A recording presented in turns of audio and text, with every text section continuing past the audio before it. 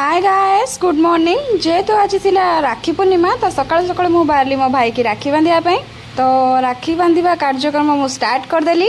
राखी पूर्णिमा रे गोटे भाई तार भौणी को किछि ना किछि गिफ्ट देई थाए, किंतु मो तुलना से सब गिफ्ट भाई रो भल पाइबा आगरे पूरा मूल्यहीन।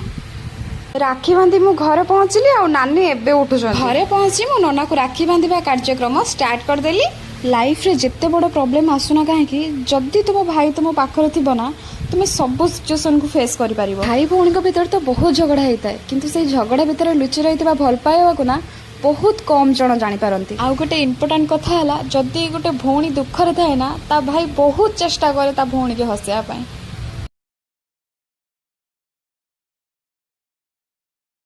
तापर नना मु खाई खुआ दे बाहरी पड़लु आम कर्म क्षेत्र को। पार्लर रे पहुंची मु फास्ट पूजा काम सार देइथिली। दुकान रे सब काम सारी आमे नना मु चलु गुपचुप खाया पाई। तापर नना मु चलु घर को। आ घर को जीवा रास्ता रे मम्मी देखागला तो मम्मी की नना मु गलु बस स्टैंड को छाड़िया पाई। मम्मी जेहेतु मामू घर को गला तापर आमे नना मु मार्केट बुली टिके आखरस पी देलु। आ तापर चलु घर को। घर को आसी नना मु पिठा दहीबरा मटर तरकारी खाईदेलु। राति जेहेतु मते मो भाई घर डाकरा आसला तो नना गला मते छाड़िया लगी।